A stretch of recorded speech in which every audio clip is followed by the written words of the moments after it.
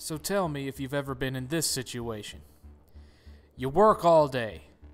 You work hard. You come home after a whole week of slaving away at a job you hate, ready for some game time. You step foot in front of your beloved game collection, and you realize that you're not in any particular mood to play anything. Nothing is really reaching out to you and saying, "Play me, play me." So instead you sit down, you turn on your PS4, you turn on your Xbox, you turn on your PC or your Switch, and you're scrolling through all of your digital titles. And again, nothing is really reaching out to you. And so out of sheer boredom, you grab one of those indie arcade-inspired games. One of those games that doesn't really take any deep thought to play, that you can pretty much just zone out and play on pure instinct and reflexes alone. Hither comes Invasion. Now, anyone who spent any time in the arcades in the early 80s will look at this and know instantly what it is. It's a combination of a few different games. One, a vertically inclined stationary shooter like a Space Invaders, mixed in with a little bit of Phoenix, mixed in with Astro Smash from Intellivision, and then you take that and add some of the gameplay mechanics of Missile Command.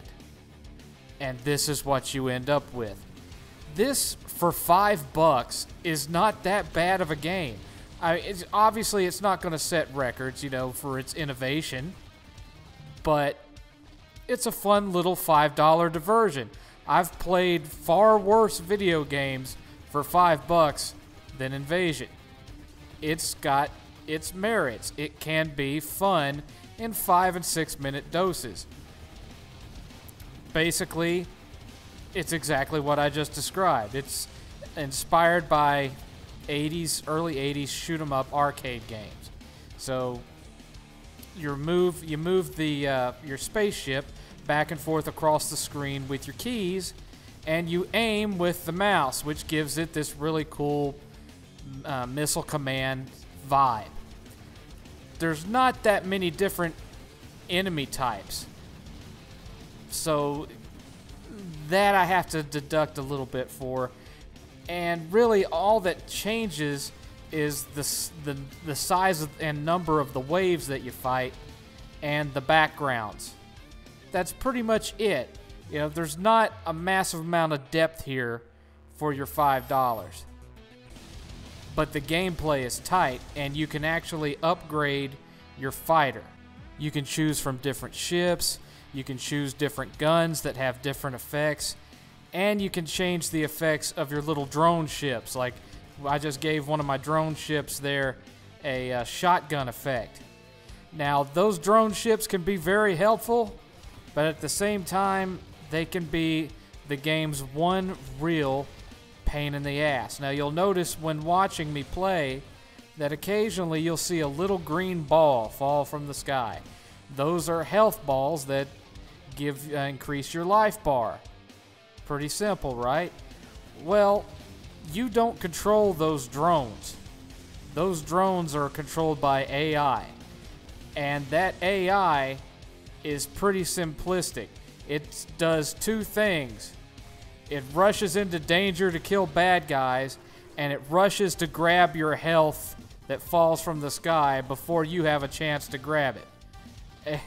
I don't know how many times I was near death, and one of those green balls went flying down, and as I was rushing to get it, snap, there comes my AI bot and grabs it away from me. It has its own self-preservation in mind. It'll leave them alone as long as it's got a full health bar, but the minute its health gets damaged and it sees one of those green things, it goes right for it, whether you need it or not. Other than that, I don't really have anything negative to say about this game. Like I said, it's not overly deep. It's not something where you're going to find a whole lot of gameplay variety. I mean, more enemy types would have been cool. Maybe some boss fights, you know. At least like maybe a mothership like in Phoenix or something like that. Which maybe there is something like that in this game and I just haven't seen it yet. But I've played it for a good long while and have cleared several waves, and I haven't run into anything like that as of yet. One definite positive I'm going to give this game, though, is the music. But at the same time, it's also kind of a negative. This has some really fantastic guitar work. This guy, whoever this guy is that did the music for this, he shreds, man. He's got some skill. It's some good stuff. But I don't know that it really fits the tone of the game. You know, when I started it up, I was expecting some kind of 80s inspired chiptune music, you know? And instead, I get this really trippy progressive speed metal stuff. And don't get me wrong, I love a good guitarist. I'll listen to that all day. But it wasn't what I was expecting to be listening to while blasting the universe.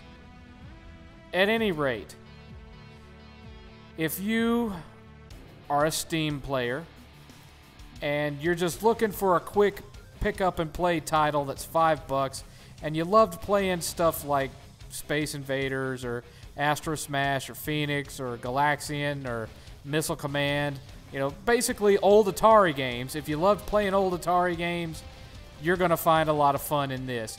It can get really frantic. It can get very bullet hell-like. And for what you pay for it, you get your money's worth. It's not perfect, but it's a good time. Invasion gets a 5 out of 7.